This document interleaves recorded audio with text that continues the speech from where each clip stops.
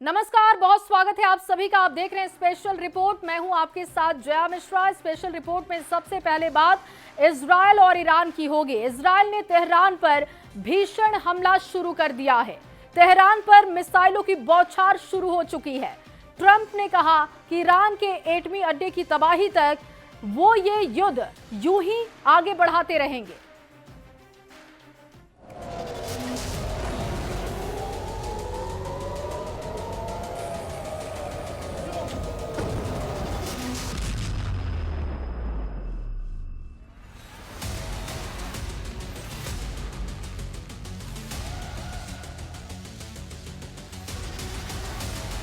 युद्ध का मैदान बदला है, लेकिन लड़ाकों के सरपरस्त वही हैं।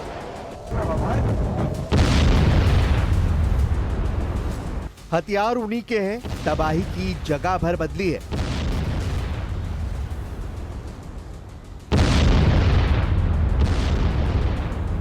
यूक्रेन रूस जैसा युद्ध है ये। यहां अमेरिका की बिछाई बिसात पर बारूद बरस रहा है। इजराइल ने ईरान में घुसकर तबाही मचा रखी है। सुपर पावर और ज्यादा विनाशकारी तबाही की गारंटी ले रहा है।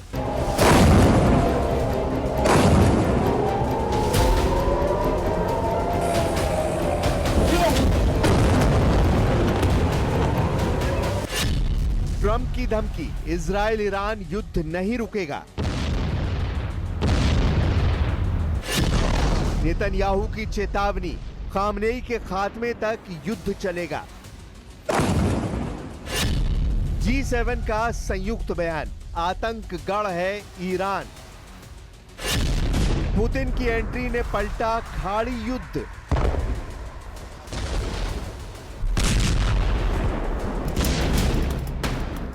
तेहरान में मिसाइल धमाकों में जितनी तेजी आती जा रही है, उतनी ही महाशक्तियों की युद्ध में एंट्री होती जा रही है। इजराइल ईरान का बारूदी टकराव महायुद्ध बन चुका है। दो धड़े में बढ़ चुके देश खून खराबे की धमकियों से आगे बढ़ चुके हैं। अमेरिका ने अपने जंगी हथियारों को वॉर जोन में तैनात करना शुरू कर दिया है। ट्रंप ने कनाडा में हो रहे G7 शिखर सम्मेलन से उल्टे पांव अमेरिका लौटने का फैसला कर पूरी दुनिया को चौंका दिया है। कनाडा से वापस लौटते हुए ट्रंप ने जो धमकी दी, उसने साफ कर दिया कि ईरान युद्ध में बहुत बड़े झटके झेलने वाला है।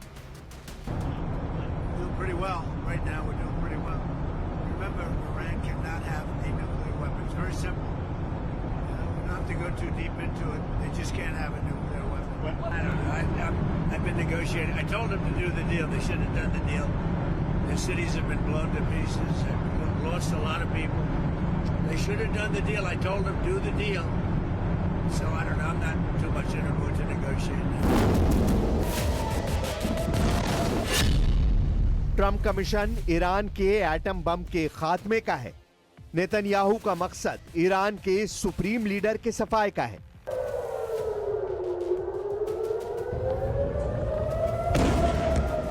जिससे खाड़ी देश में अमेरिका और इजराइल के सामने सिर उठाने की जुर्रत कोई और देश न दिखा सके। नेतन्याहू ने साफ लहजे में कह दिया है कि ईरान के supreme leader Ayatollah Ali Khamenei के खात्मे से युद्ध का अंत हो जाएगा। U.S. officials tell us that the president flatly rejected a plan, an opportunity that the Israelis had to take out the supreme leader. Do you understand his concern? My understanding is his concern is that this would escalate the conflict beyond where it is already. It's not going to escalate the conflict. It's going to end the conflict.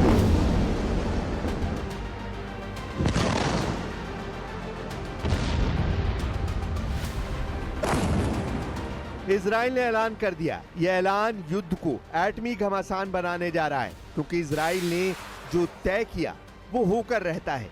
Israel दुश्मन के सबसे बड़े चेहरे का सफाया करने के लिए कुख्यात है। इजराइल ने जिससे भी लड़ाई शुरू की है, उस ग्रुप या देश के सुप्रीम लीडर को मार डाला है। ईरान के सुप्रीम लीडर की मौत को नेतन्याहू ने युद्ध के अंत का सबसे बेहतरीन तरीका बता डाला है। तो नाम गिनते जाइए, चेहरे पहचानते जाइए। इजराइल के दुश्मनों का खात्मा कैसे कैसे हुआ, कहां कहां हुआ, नेतन्याहू का सबसे बड़ा मिशन कैसे पॉसिबल होगा, इसे भी जानेंगे। इजराइल का पहला दुश्मन हमास का चीफ इस्माइल हानिया। इजराइल ने उसे ईरान की राजधानी तेहरान में बम धमाके में उड़ाया। इजराइल का दूसरा दुश्मन Hezbollah chief Hassan Nasrallah. Israel ने नसरल्लाह को बैरूत में उसके अंडरग्राउंड बंकर को बर्बाद कर मार डाला। इजराइल का दुश्मन नंबर 3 ईरान के इस्लामिक रेवोल्यूशनरी गार्ड्स कोर के सुप्रीम कमांडर हुसैन सलामी को इजराइल ने बम बरसाकर मौत दी।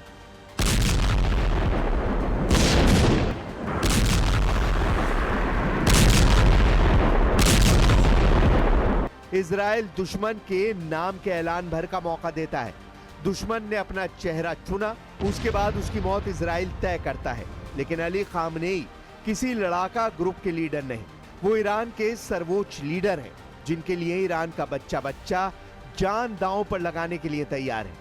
पूरा ईरान अपने सुप्रीम लीडर की एक आवाज पर उठ खड़ा होता है। वैसे भी सुप्रीम लीडर की जान को खतरे में देखते हुए ईरान ने उन्हें सेफ हाउस में शिफ्ट कर दिया है। खामनेई ऐसे सीक्रेट बंकर में पहुंचा दिए गए हैं जहां हमला करना आसान नहीं है।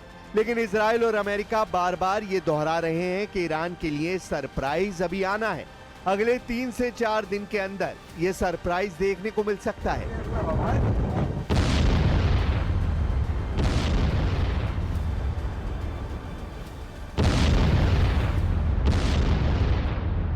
दावा यह भी किया जा रहा है कि हिजबुल्लाह के खिलाफ जैसे पेजर और मोबाइल बम का इस्तेमाल हुआ, उससे कहीं ज्यादा विनाशकारी हमले इजराइल करने की तैयारी में है।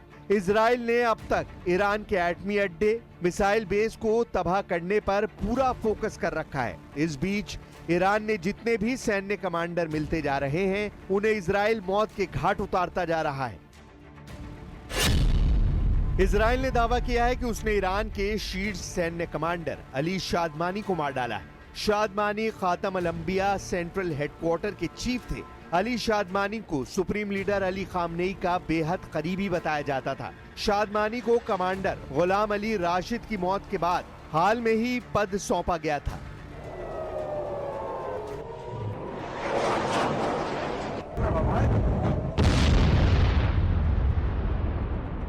युद्ध के 5 दिनों के भीतर इजराइल ने 2 बार ईरान के सर्वोच्च सैन्य कमांडर को ढेर कर इरादे जाहिर कर दिए हैं कि जंग को वो कहां तक ले जा सकता है। बावजूद इसके ईरान के मिलिट्री कमांडर इजराइल की हार की भविष्यवाणी कर रहे हैं। دشمن صهیونی طبق تجربه 75 سال گذشته و با توجه به دلایل گوناگون نظامی و غیر نظامی و ابعاد گوناگون به لحاظ استراتژیک امکان مقاومت و تاب‌آوری یک جنگ طولانی رو نداره و لذا این رژیم و این دشمن صهیونی در ادامه این جنگ تحمیلی زمینگیر خواهد شد.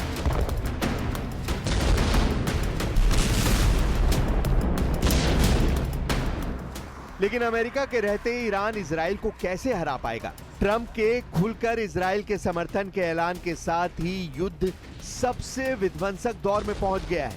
सुपर पावर ने इजराइल को हथियारों की सप्लाई में तूफानी तेजी दिखाई है।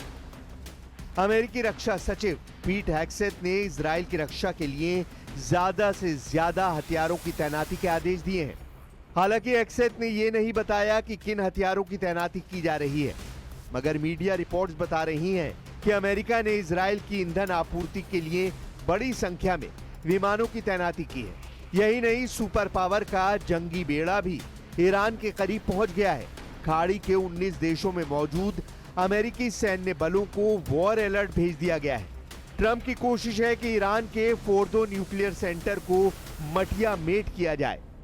ये सिर्फ अमेरिका के बमवर्षक B-2 स्पिरिट और बंकर बस्टर बम के डबल अटैक से मुमकिन है। अमेरिका चाहे तो ईरान के फोर्दो एटमी सेंटर की कंक्रीट की दीवार को चीर फाड़ सकता है। ट्रंप ने इसका प्लान अप्रैल महीने में ही बनाया था, जब डिएगो गार्सिया बेस पर अमेरिका ने अपने 6 B-2 बमवर्षक तैनात किए थे। हालांकि इसके बाद ईरान एटमी डील पर बातचीत को तैयार हो गया, लेकिन जब डील फाइनल होने में देरी होने लगी तो इजराइल ने ईरान पर धावा बोल दिया। नेतन्याहू इस बार मिले मौके को हाथ से जाने नहीं देना चाहते। ईरान के एटमी प्रोग्राम से ज्यादा Netanyahu supreme leader Ali Khamenei के खात्मे को तवज्जो दे रहे हैं। Well, look, we had the peace talks. We gave it a chance. We've, clenched our teeth. We did everything we could to enable President Trump to negotiate the desired result, and that would have been preferable for us and I think for everyone.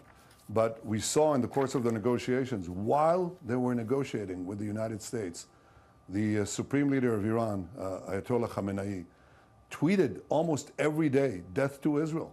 The talks were merely a facade. So are you going to target the Supreme Leader? Look, we're doing what we need to do. I'm not going to get into the details. Khamenei अगर Israel के radar पर हैं तो क्या उन्हें निशाना बनाया जा सकता है? इजराइल कैसे खामनेई को टारगेट बनाएगा? क्योंकि ईरान के सुप्रीम लीडर हर समय सुरक्षा के घेरे में रहते हैं। अली खामनेई ने पद संभालने के बाद से कभी ईरान नहीं छोड़ा है। उन्होंने आखिरी विदेश यात्रा राष्ट्रपति रहते हुए 1979 में उत्तर कोरिया की थी। फिलहाल सुप्रीम लीडर तेहरान से 16 किलोमीटर दूर लावजिन बंकर में सुरक्षित हैं, जहां कई लेयर की सिक्योरिटी है।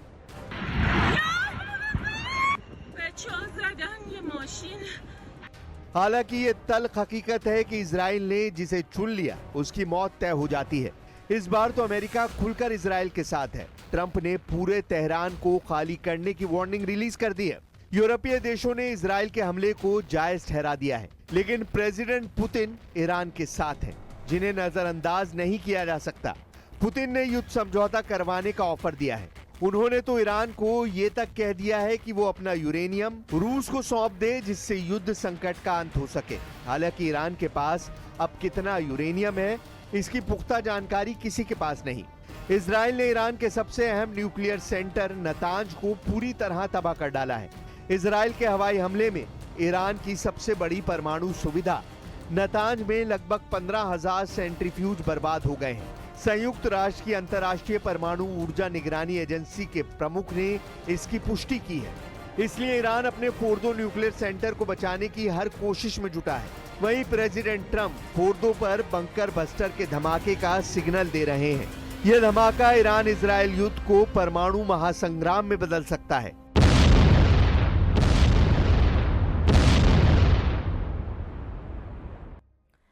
देखिए, इजराइल और ईरान के बीच अब खुला युद्ध शुरू हो चुका है। तेहरान पर लगातार इजरायली एयर स्ट्राइक हो रहा है। IRGC और फोर्स के निशानों को टारगेट किया जा रहा है। इजराइल ने बैलिस्टिक मिसाइल को टारगेट किया तो ईरान ने रिहायशी इलाकों पर हमले का आरोप लगा दिया है। रिपोर्ट आपको दिखाते हैं।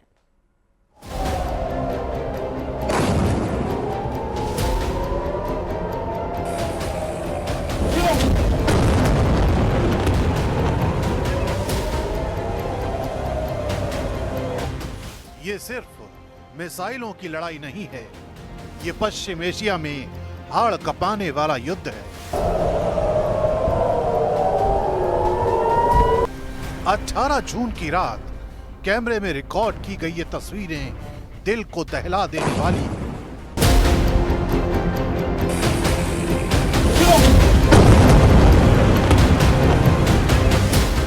आग के गोले, इंटरसेप्ट होते रॉकेट और एक दहशत भरा सन्नाटा जिसे देखकर किसी का भी कलेजा कांप सकता है।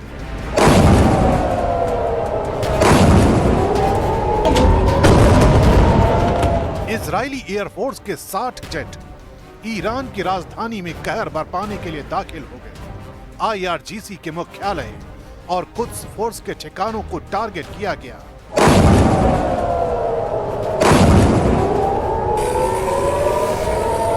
ये हमले ईरान की बैलिस्टिक मिसाइल क्षमताओं को नेस्त नाबूद करने के लिए किए गए।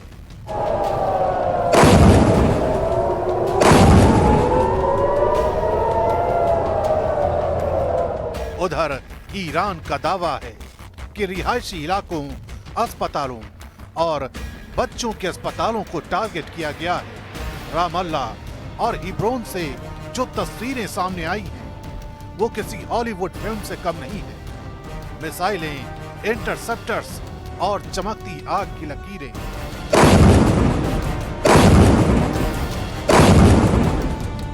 ये जंग अब सिर्फ इजराइल और ईरान की नहीं रही, ये एक क्षेत्रीय संकट का रूप ले चुकी है, जिसका कंपन पूरी दुनिया महसूस कर रही है। در چهارمین روز از تجاوز رژیم صهیونیستی به ایران از همین ابتدای امر مناطق مسکونی ما، بیمارستان‌های ما، من همین امروز خبر حمله به بیمارستانی رو در کرمانشاه مخابره کردن، من در موردش توییت زدم. حمله به ایلام باز یک مرکز آتش نشانی بوده. ईरान का आरोप है कि ज़ायनिस्ट शासन ने जानबूझकर नागरिकों को निशाना बनाया है। केरमा शाह के अस्पताल पर हमला, इलाम के फायर स्टेशन पर बमबारी और तेहरान के लोग बंकरों में छिपे बैठे हैं। ईरान ने इसे युद्ध अपराध बताया है और कहा है अब इसका अंतर्राष्ट्रीय स्तर पर हिसाब लिया जाएगा। महिलाएं, बच्चे, आम नागरिक, सबसे ज्यादा इन्हें नुकसान हुआ है। ईरान के मुताबिक ये महज जवाबी कार्रवाई नहीं बल्कि नरसंहार है। و اغلب کسانی که در این چند روز آسیب دیدند اگر نسبت بگیرین زن و کودک هستند.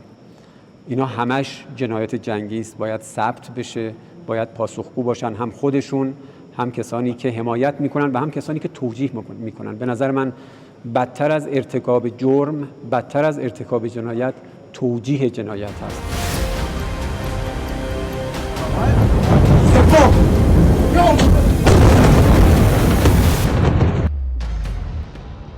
तेहरान में धमाकों की गूंज ने शहर के कई इलाकों को शमशान बना दिया है।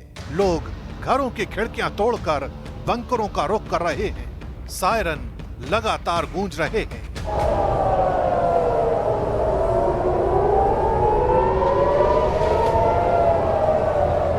इजरायली सेना का दावा है कि उसने ईरान के मिसाइल लॉन्चरों, कमांड सेंटर और सप्लाई चेन को ध्वस्त कर दिया है। दूसरी तरफ ईरान की मिसाइलें वेस्ट बैंक के ऊपर देखी गई, जिन्हें इजराइल ने अपने आयरन डोम सिस्टम से इंटरसेप्ट किया।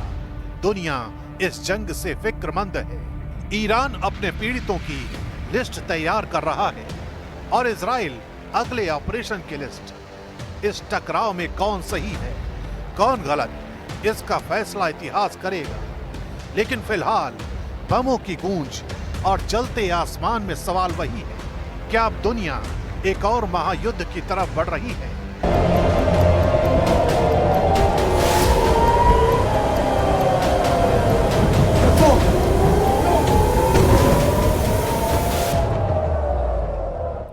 देखिए, युद्ध के बीच इजराइल ने ईरान के आसमान पर कब्जे का ऐलान भी कर दिया है। इजराइल ने अब तेहरान को खाली करने की चेतावनी दे दी है, लोगों से कहा कि सुरक्षित जगहों पर चले जाएं। नेतन्याहू ने धमकी दी कि ईरान के एटमी अड्डे और मिसाइल बेंच जल्द ही पूरी तरीके से ध्वस्त कर दिए जाएंगे। तो वहीं ईरान को कमजोर पड़ता हुआ देख तुर्की के राष्ट्रपति एर्दोगन ने अपना मिशन शुरू कर दिया है। तो वहीं युद्ध में अब रूस की भी एंट्री हो चुकी है। आपको पूरी खबर दिखाते हैं।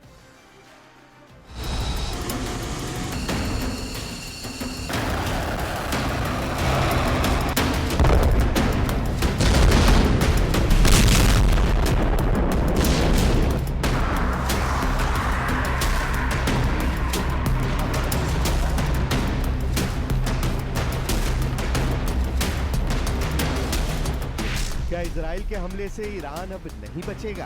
क्या ईरान अमेरिकी हथियारों की मार नहीं झेल पाएगा?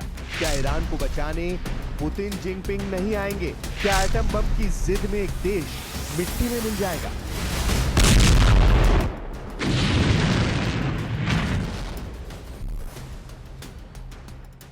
अब यही जानना बाकी है। बाकी सभी जवाब इजराइल के हमले दे रहे हैं।